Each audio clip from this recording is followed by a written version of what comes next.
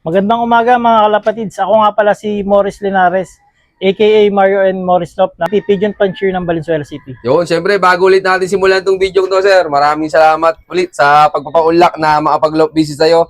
Tapos, syempre, shoutout kay Boss Ronald Gonzales at sa Kalapatid Speeds. Sir, pwedeng malaman ano bang naging achievements nyo nitong katatapos lang na South Race? Yun, first overall ng SDR Young Bird category, tsaka fifth overall ng Old Bird BBCM. Ayos, tinan nyo, napakangas mga Kalapatids. Sir, pwedeng makita yung winner mong ibon. O tara. Yun, tara, samahan nyo kami mga Kalapatids. Let's go. Tsaka, para sa kalaman nyo mga Kalapatids, ito pala sila, sir, hindi masyado magamot. Ano lang gamit nyo, sir, sa karera? Yun, more on electrolytes, honeybee, tapos mga victory pills lang. Yun lang, hindi yung masyadong kung ano-anong madaming binibigay. Tsaka yung iba, marami masisira dito kay sir dahil ito sila, pag nagpapakain daw, full pack, no? Oo, only kami. Only feeding kami, kumbaga, itolyokin. Pero hindi may natitira sa pakainan nila. Oo, ganun. Basta marami lang, bahala sila mamili. Naniniwala kasi kami sa instinct ng ibon eh. Alam nila sa sarili nila kung ano yung mas tama para sa kanila. Kaya ganun yung system na ginagawa namin. Simula una, yun na yung discount yun na yung training pa lang, ganun na kami. Kumbaga doon na kami hindi na namin binabago kasi mahirap pag babaguhin mo pa eh. Kung ano nanalo, di ba?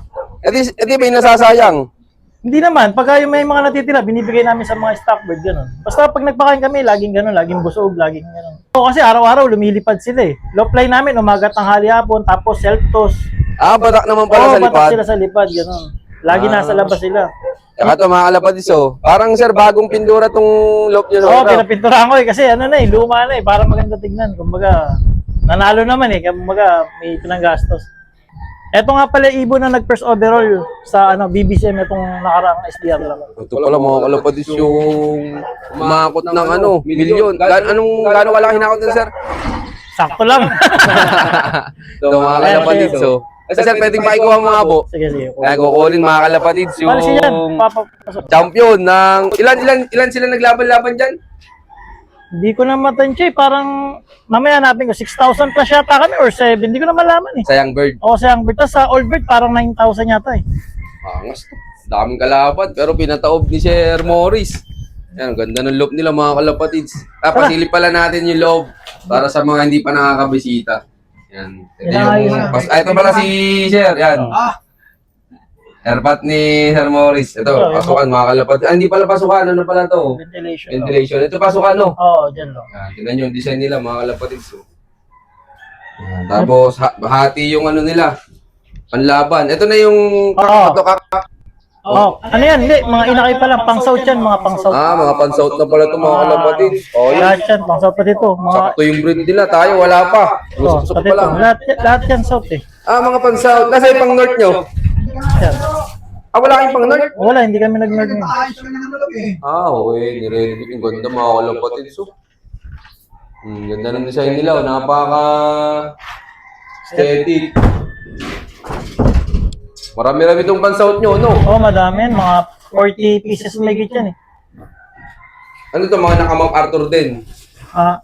Naka-abuyog lahat yan eh. Ang dami nito mga Kalapatids. Yung abuyog, medyo malayo yun sa MacArthur pero konti lang, no? Oo. Itong kabila, anong section to, sir? Wala, dito ko muna binread si si Hermes, yung first overall champion. Wala stick na ka. VIP mga Kalapatids. Ang lawak ng kulungan nung champion. Kaya may mga inakay nga siya ngayon. Anak na niyan to. Anak niya na, binread ko muna habang pa eh. Mga Kalapatids, anak na pala to ng champion, dalawa, oh. Ay baka may magtanong na viewers natin, sir, eh. Mag-out ka ba nung Oo, pwede naman, basta magkasundo. Ayan, yeah. Mga Kalapatids, sakto, dalawa. Ano, panlaro mo? Panlaban ko yan eh, nakasingsing. Pero kung makursunada nila, wala man problema kung magkasundo eh. Ayaw, sir, PM nyo lang siya mga Kalapatids. Ito yung compare niya yan, Santa Ana finisher ko nung nakarang North din yan eh. Kasabay ni Chimp. Santa Ana finisher, mga Kalapatids, pinaris dito sa ito yung bagong champion. Ito mga Kalapatids. Oh. Sir, anong palang bloodline nito? Koopman, Gino Click, Joshton. Ayos ito mga Kalapatids. Stripe Samson to eh, yung pares winner na tatay niya eh. Ito yung anak nung binidyo mo dati, nasabi mo, abangan natin yung anak. Si Stripe Pro Samson, ito na yun, nag-first overall na ngayon. Ang galing mga Kalapatids. Biniyo mo yun, siya pala magcha-champion. Oo, kumbaga unexpected din eh, siya pala mananalo. Tas Tacloban pa. Pero kamusta yan, sir, nung nilalaro mo simula nung first lap derby? Nung first lap derby, hindi ko pa ito napapansin hanggang second lap kasi ang daming mas matutulin sa kanyang ibon ng mga ibon ko. Napansin ko siya nung Legazpi na. Nung tumalo ng Legazpi, Ilang kilometer ang agwat nun? ewan ko, nasa 100 na yata yun Pagtalo niya, yun na nga, puro ang speed niya, 1,100 na, kaya bumilis siya nung Legazpi, Matnog. Tapos, pagdating ng Kalbayog, pang 100 pace na siya. Ilan pa uwi mo na nung Kalbayo? Bali, 3 o'clock ko ng Kalbayog nun Pasok sa top 100 yung dalawa. Ito, pangatlong ibon ko pa nga siya dumating ng Kalbayog At ilan pala na ikarga mo, sir, ng Tacloban? Bali, ang kinarga ko ng Tacloban, dalawa yung live ko ng Tacloban kinarga ko. Sayang nga yung isa ko. Pagka after ko mag-showbird sa BBCM, pag uwi ko dito, nandito na yung yung isang kasama niya, yung Grisel nga. Live din yun Anong speed nung tinlock nyo? 518 pa speed nung kasama niya na Grisel. Pero nanalo pa rin yun sa mga kayaan kasi binaba speed sa ibang mga core Ginawang 500 lang yung speed Boys, dalawa po lang pa uwi ni sir ng Tacloban. Kaso isa wala na, niload ko ng MacArthur, di na nakauwi Sayang, no? Oo, eto nga buti, hindi ko na-load Hindi, umabot na to ng magandang premyo sa'yo Kaya nga Adi, anong ginawa mo dyan nung last lap? Anong ginawa mong preparation, sir? Yun nga, yung preparation namin, low play lang. Araw-araw. Tapos may 2 beses kami nag-self-toss bago mag-Tacloban. Ilang kilometer sa toss, sir? Ang toss namin, Santa Rosa, Laguna, sa may SM. Single toss lang tuwing tanghali, alas 12 ng tanghali, pinapadala ko dun. Binibitawan. Yun lang yung preparation. Tapos ayun na, hanggang sa loading na ng Tacloban. Anong lap mo yung binigyan ng asawa, sir? Wala tong asawa. Simula first lap derby? Si Libasing ako, di ba? Lagi akong ganun maglipad, magkahiwalay. Meron siya, pinaparis-parisan lang niya pag pinapakawalan ko sila sa labas. Doon lang, nakikita sila kahit sino, napaparisan niya. Pagdating sa loob, laging hiwalay na sila. Babae at lalaki. Ganun lang lagi yung setup.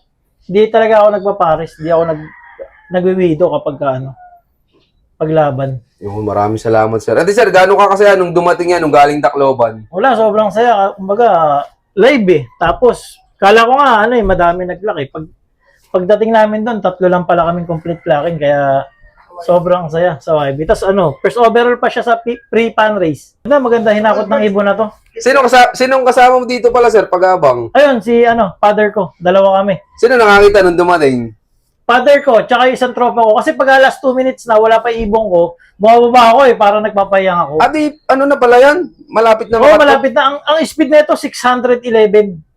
O, konti na konti na lang. Parang mga 14 minutes na lang yata. Kaya nagmamadali din ako Kumbaga, laging ganun Nagulat na lang ako, nagsisigawan sila, tumakbo na ako packet Ang saya nun, no? Oo, super saya. Pero video namin pagdating. May video na-video namin siya nung dumating. dumating. Kaya lang siya bumaba na siya kasi baka pala yan. Pinanginahan na pala ng loob si Sir Morris. Ganun ako lagi, pahiyang pagka yung wala pa, bumababa ako, tapos akit ulit ako bago mag-cut-off na. Bali, ginawa mo ng breeder, sir? Oo, ginawa ko ng breeder. Gagawin ko na siyang breeder. Kasi na siya kumbaga, wala nang dapat patunayan 1 month before training, nagpupurga na kami. Pag nagpurga kami, hanggang laban na yun, hindi na kami ulit nagpupurga, kahit mag-derby na. Tapos, training kami ng training, lahat ng training, hindi kami pumapalya sa training. Sampa lang kami ng sampa. Tapos kung may pagkakataon, nagsiself-toss pa kami.